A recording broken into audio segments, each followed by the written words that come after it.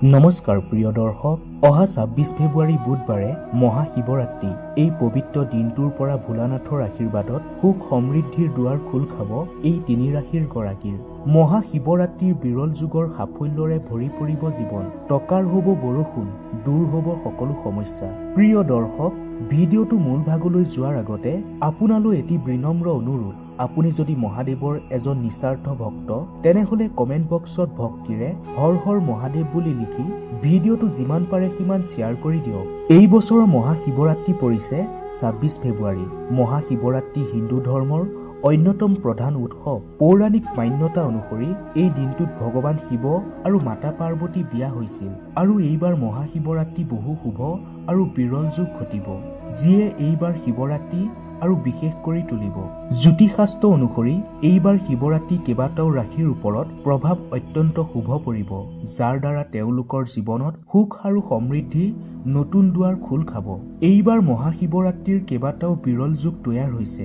মহাশিৱৰাত্ৰিৰ দিনা সূৰ্য, চন্দ্ৰ আৰু শনিৰ বিশেষ ত্ৰিগ্ৰহী যুগ তৈয়াৰ হৈছে আৰু এই যুগ সাফল্য আৰু সমৃদ্ধিৰ প্ৰতীক। মহাশিৱৰাত্ৰিৰ দিনা শিৱ যুগ আৰু সিদ্ধ যুগৰ সংমিশ্ৰণ ঘটিছে আৰু এই যুগত পূজা অৰ্চনা কৰিলে মনোকামনা দ্ৰুত গতিত পূৰণ হ'ব। ইয়াৰ উপৰি মহাশিৱৰাত্ৰিৰ দিনা অমৃত সিদ্ধি যুগ তৈয়াৰ হৈছে।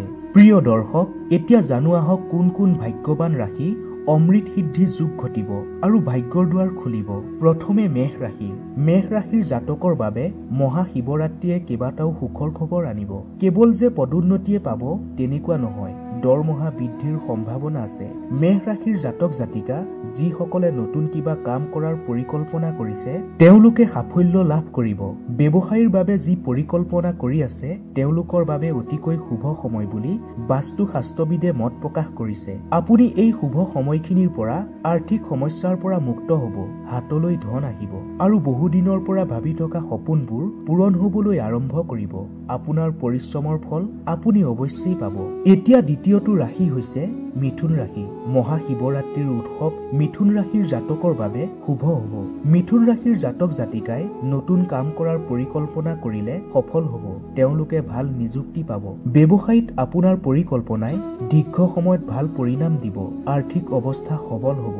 তৃতীয়টো ৰাশি হৈছে সিংহ ৰাশি। মহাশিৱৰাত্ৰিয়ে আপোনাৰ ওপৰত বাবা ভোলানাথৰ কৃপা বৰষিব। এই সময়ত ঘটি যোৱা বৃহৎ কাকতলীয় আপোনাৰ অগ্ৰগতিৰ পথত সহজ কৰিব। এই সময়ত আপুনি কাৰোবাৰ পৰা পাবলৈ থকা ধন ঘূৰাই পাব। শিৱৰাত্ৰিৰ পিছৰে পৰা আপোনাৰ চৰকাৰী চাকৰি লাভ কৰাৰ যুগ দেখা গৈছে আৰু চাকৰি কৰি থকা সকলৰ পদোন্নতিৰ যুগ দেখা গৈছে বুলি বাস্তু শাস্ত্ৰবিদে উল্লেখ কৰিছে। আপুনি বাহন আৰু সম্পত্তি ক্ৰয় কৰিব পাৰিব।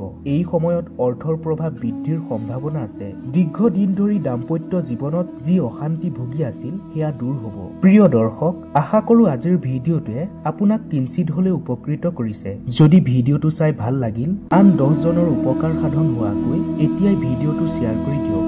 ধন্যবাদ।